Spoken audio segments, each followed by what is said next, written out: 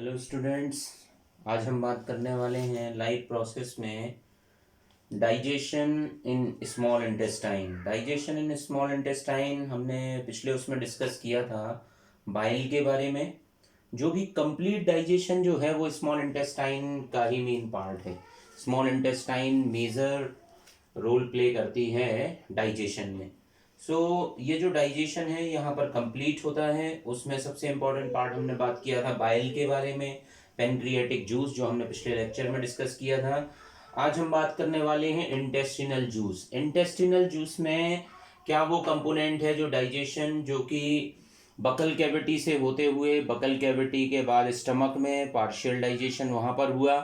उसके बाद था जो जैसे ही डिओडिनम में आया, तो डिओडिनम में जो कंटेंट आया था वो उसमें एडिशन हुआ था लिवर के कंटेंट, मतलब गॉल ब्लैडर से लिवर कंटेंट उसमें ऐड हुआ, पेनक्रियाटिक जूस उसमें ऐड हुए। अब जो है डिओडिनम से फूड आगे बढ़ रहा है, डिओडिनम के बाद जो फूड है अब वो आगे बढ़ेगा और उसका डाइजेशन स्टार्ट होगा। जो भी फूड वहां पर माल्टोज के फॉर्म में आ चुका था, इस माल्टोज को ग्लूकोज में कन्वर्ट किया जाएगा by the help of maltase enzyme, और लैक्टोज को लैक्टेज एंजाइम जो होगा वो यहाँ ग्लूकोज और गैलेक्टोज में, क्योंकि जो भी एंजाइम होते हैं उनका उसके सबस्ट्रेट से रिलेटेड नेम बन जाता है। माल्टोज को ब्रेक करने वाला माल्टेज, बन गया यहाँ पर glucose. We can add here maltose, यहाँ पर हो गया माल्टेज, देन लैक्टोज लैक्टेज,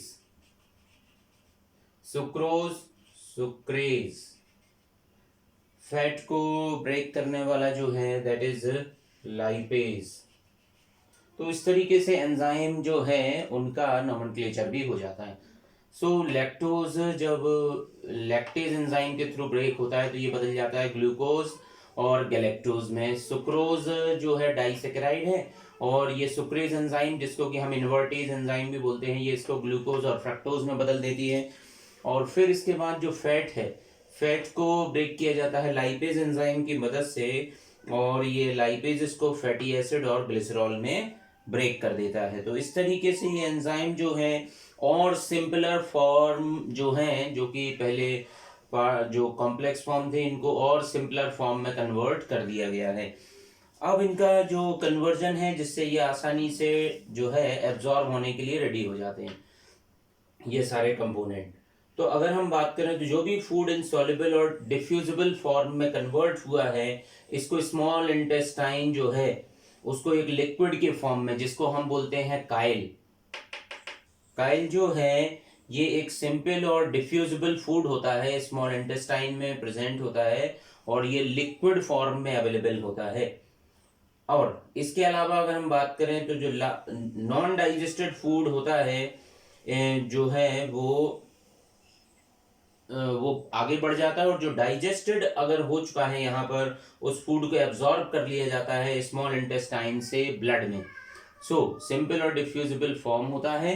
अब अगर हम बात करें एब्जॉर्प्शन की, तो एब्जॉर्प्शन कहाँ होता है? एब्जॉर्प्शन जो है, जो भी डाइजेस्टेड फूड यहाँ स्मॉल इंटेस्टाइन में जो चेंज हुआ है उसको इंटरनल लाइनिंग एलिमेंट्री कैनाल की इंटरनल लाइनिंग से डिफ्यूज किया जाता है ब्लड में, जिसको हम बोलते हैं absorption. Now this is absorption process. और बहुत कम एब्जॉर्प्शन होता है स्टमक में, मैक्सिमम एब्जॉर्प्शन होता है स्मॉल इंटेस्टाइन में, वो भी इलियम में। और अगर हम स्मॉल इंटेस्टाइन में बात करें तो स्मॉल इंटेस्टाइन इसीलिए भी एब्जॉर्प्शन में बड़ा पार्टिसिपेट करती है क्योंकि यहाँ पर बहुत सारे लॉन्गिट्यूडनल फोल्ड्स होते हैं, और इन लॉन्गिट्यूडनल फोल्ड्स को हम बोलते हैं विली, और ये सरफेस एरिया इंक्रीज करते हैं इंटेस्टाइन में और एब्जॉर्प्शन में हेल्प करते हैं। और हर एक विलस एक नेटवर्क ब्लड कैपिलरीज से कनेक्टेड होता है। यहाँ पर लिम्फेटिक वेसल्स होती हैं जो अनब्रांच्ड होती हैं, जिनको कि हम बोलते हैं लैक्टियल, जैसा यहाँ फिगर में रिप्रेजेंटेड है। आर्टरीज और वेन्स मिलके एक जंक्शंस बना लेती हैं, ब्लड कैपिलरी का जंक्शन बन जाता है। यहाँ पर आउटसाइड आपको एपिथेलियम की लाइनिंग दिखाई दे रहा है जो कि ब्लैक कलर से रिप्रेजेंटेड है। लैक्टियल दिखाई दे रहा है जो कि लिम्फेटिक वेसल्स से फॉर्म्ड स्ट्रक्चर है। तो ये है स्ट्रक्चर ऑफ विलस। यहाँ पर आपको क्रिप्ट्स ऑफ लिवर कोहिन भी दिखाई दे रहा है। देन अगर हम बात करें तो जो विली है, विली ब्लड कैपिलरी जो है अगर हम बात करें तो ये एलेबोरेट नेटवर्क बनाते हैं विलस के पास में, और लैक्टियल जो है वो लिम्फेटिक वेसल का पार्ट बन जाता है। अगर हम बात करें glucose, fructose, galactose, amino acid, minerals और विटामिन, इनको डाइजेस्टेड फूड से इनटेक किया जाता है, और ये इनटेक होने के बाद इन्हीं ब्लड कैपिलरीज में विलस के थ्रू ब्लड में पहुंच जाते हैं। और जो ब्लड वेसल्स हैं, जो ब्लड वेसल्स यहाँ से जो फूड कंटेंट को यहाँ अपने में कैरी करती हैं, इस पूरे के पूरे फूड कंटेंट को जो है एलिमेंट्री कैनाल ज्वाइन करती है hepatic portal system. Hepatic portal system से मीनिंग यहाँ ये समझ में आ रहा है कि हेपेटोसाइट्स लिवर की सेल है, मतलब ये सारा कंटेंट कहाँ जाएगा, लिवर के डायरेक्शंस की तरफ जाएगा। सारा हेपेटिक पोर्टल वेन में चला जाता है, और जो भी है तो it carries blood along with digested food to the liver. तो ये कैरी कहाँ करता है, लिवर के डायरेक्शन में। फिर यहाँ पर अगर हम बात करें एक और कि जो फैटी एसिड और ग्लिसरॉल होते हैं, जिनको हमने काइल बोला था, और ये डिफ्यूज हो जाते हैं लिम्फ में। कहाँ, ये डायरेक्टली डिफ्यूज होते हैं लिम्फ सिस्टम में, और वहां से लैक्टियल से पास होते हुए ये ब्लड स्ट्रीम्स में मिल जाते हैं। तो ये पार्ट यहाँ पर बड़ा स्पेसिफिक फंक्शन परफॉर्म किया जाता है लैक्टियल के थ्रू। अब अगर हम बात करें कि कुछ और रोल की बात करें, अगर हम इसमें जो रिमेनिंग काइल होता है वो फिर आगे चल के लार्ज इंटेस्टाइन में चला जाता है, एब्जॉर्ब काइल लैक्टियल में चला जाता है, और अनडाइजेस्टेड फूड जो स्मॉल इंटेस्टाइन से निकलता है वो लार्ज इंटेस्टाइन में पहुंच जाता है, जहां पर किसी तरीके के फूड का डाइजेशन ना होते हुए और वो अब सीधा डायरेक्टली फीसिस के फॉर्म में आउटसाइड हो जाएगा। जो भी अगर हम बात करें एब्जॉर्प्शन ऑफ वाटर एक्चुअल में लार्ज इंटेस्टाइन में होता है। अगर हम बात करें तो जो ऑलमोस्ट लिक्विड और अनडाइजेस्टेड मटेरियल है वो लार्ज इंटेस्टाइन में रीच करता है, और बट यहाँ पर वाटर को स्पेसिफिकली एब्जॉर्ब किया जाता है ब्लड में, जो कि इंटरनल लाइनिंग ऑफ कोलॉन से पास हो जाता है, और अनडाइजेस्टेड मटेरियल जो है वो सेमी सॉलिड पार्ट में, जिसको कि हम बोलते हैं फीसिस में कन्वर्ट हो जाता है, और यही फीसिस जो है, सेमी सॉलिड फीसिस जो है वो रेक्टम में जाके के थ्रू पास हो जाती हैं बॉडी से। So now this process is called egestion and defecation. Defecation के थ्रू ये फिर बाहर हो जाता है। अगर हम बात करें असिमिलेशन ऑफ फूड एक्चुअल में जो भी है वहाँ पर असिमिलेट भी होता है। जो भी फूड मटेरियल, जो भी glucose, fructose, galactose, amino acid blood में पहुँचा हुआ है, ये ब्लड से लिविंग प्रोटोप्लाज्म में फॉर्म्ड हो जाते हैं, जिसको हम बोलते हैं असिमिलेशन। ये सेल में पहुँच जाएगा। डाइजेस्टेड फूड सप्लाई होता है हर सेल को, किसके थ्रू, ब्लड स्ट्रीम से। फिर जो डाइजेस्टेड फूड है वो रीच करता है हर एक सेल के पास, और ग्लूकोज को ऑक्सीडाइज किया जाता है मेटाबॉलिक एक्टिविटीज़ में। मोनोसेकेराइड्स जो भी हैं, ग्लूकोज है, फ्रक्टोज है, गैलेक्टोज है, इनसे पॉलीसेकेराइड बनना स्टार्ट हो जाते हैं। जैसे ग्लूकोज से बन जाएगा ग्लाइकोजन, तो ये स्टोर हो जाएगा उसके फॉर्म में, बहुत सारा ग्लूकोज जो है वो एनर्जी के फॉर्म में यूज़ हो जाएगा। देन अमीनो एसिड प्रोटीन्स में बदल जाते हैं। फैटी एसिड और ग्लिसरॉल दोबारा इनसे रिवर्स रिएक्शन, जो अगर हम बात करें कि जैसे फैटी एसिड ग्लिसरॉल फैट में बदल जाता है, इसी तरीके से जो अमीनो एसिड जो थे, अमीनो एसिड प्रोटीन्स में बदल जाते हैं, और जो ग्लूकोज है वो एनिमल के ग्लाइकोजन में बदल जाता है। तो इस तरीके की प्रोसेस जो है वो असिमिलेशन का पार्ट बन जाती है। अगर हम यहाँ बात करें कि फीसिस का कलर किसके कारण आता है, तो जो बाइल पिगमेंट्स होते हैं और उनके डेरिवेटिव्स होते हैं, उससे फीसिस का कलर रिप्रेजेंट किया जाता है। देन अगर हम बात करें तो अनडाइजेस्टेड जो फूड मटेरियल होता है, उस फूड में बहुत सारा पार्ट सेलुलोजिक कंटेंट होता है, और बहुत सारे फाइबर जिनको हमारी बॉडी में डाइजेस्ट नहीं किया जा सकता है, तो वो फीसिस के फॉर्म में निकल जाते हैं। बहुत सारे बैक्टीरिया जो हैं वो लार्ज इंटेस्टाइन हार्बर करती है, जो सिम्बायोटिक बैक्टीरिया स्मॉल इंटेस्टाइन में रहते हैं या इंटेस्टाइन में रहते हैं, वो भी आउटसाइड निकल जाते हैं। और ये बैक्टीरिया हमारी बॉडी के लिए हेल्पफुल भी होते हैं, कभी कभार ये विटामिन को भी सिंथेसाइज करते हैं हमारी बॉडी में रह के, इसलिए भी उनकी हेल्प वहाँ पर ज़रूरी हो जाती है, उनका रहना वहाँ ज़रूरी होती है।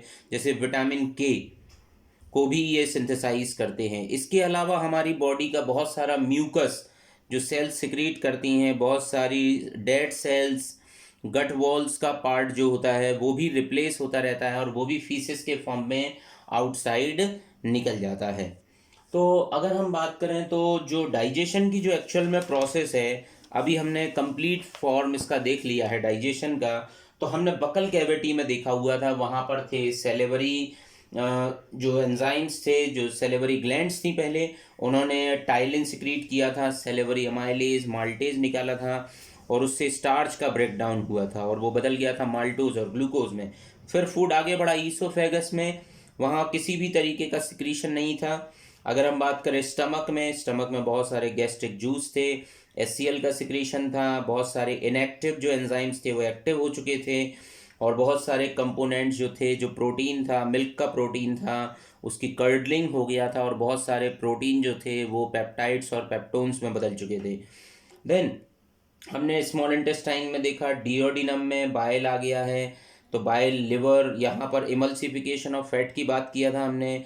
पेनक्रियाटिक जूस जो था, पेनक्रियाटिक जूस में बहुत सारे एंजाइम्स थे, जैसे अमाइलेज थे, ट्रिप्सिन थे, लाइपेज था, और इसने स्टार्च, प्रोटीन और इमल्सिफाइड फैट को रिस्पेक्टिवली जो था वो ब्रेक डाउन किया था, और वही फूड अब आगे मिला हमारे लिए in the form of in the form of maltose, peptone, peptides, और इस फॉर्म में हमें मिल गया था। और फिर जो इलियम है, इलियम में ये फूड आगे बढ़ा, इंटेस्टिनल जूस जो था इसमें एडिशन हुआ, और ये सारे एंजाइम्स ने वहाँ फंक्शन किया, और यही फूड सब्सटेंस वहाँ पर कन्वर्ट हो गए।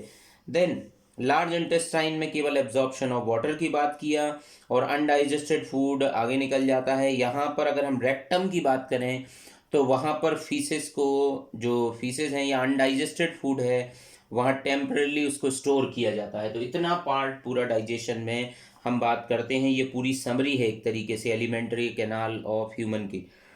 देन लास्ट पार्ट, जब अगर हम इतना सारा यहाँ पर कंपोनेंट की बात कर रहे हैं तो यहाँ पर हम डिसीजेस की भी बात करेंगे।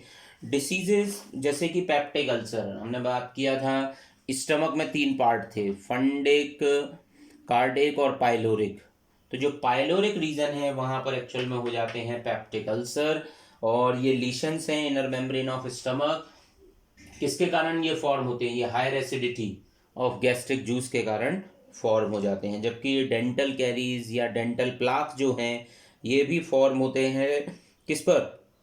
ये फॉर्म हो जाते हैं, ये सॉफ्टनिंग कर देते हैं इनेमल की और डेंटाइन की, और जो बैक्टीरिया होते हैं वो शुगर को यूटिलाइज करते हैं, जो फूड मटेरियल हमारे कहीं ना कहीं जो है डेंटल पार्ट में रह जाता है उसके लिए, और ये इनेमल को डीमिनरलाइज भी कर देते हैं। तो ये कुछ होने वाले डिसऑर्डर्स हैं या डिसीजेज हैं जो डाइजेस्टिव सिस्टम से रिलेट करती हैं। और बहुत सारे बैक्टीरियल इन्फेक्शंस भी होते हैं, बहुत सारे और भी दूसरे इन्फेक्शन होते हैं जो कि जिसका भी इंटेस्टाइन एक प्रियर सोर्स बन सकता है, बट अभी हमें उनका डिस्कशन यहाँ नहीं करना है। नेक्स्ट जो हम पार्ट अब डिस्कस करेंगे यहाँ पर वो होगा रेस्पिरेशन, और रेस्पिरेशन की हम बात करेंगे, respiration importantly in plants. Then फिर हम डिस्कस करेंगे respiration in animals. So thank you.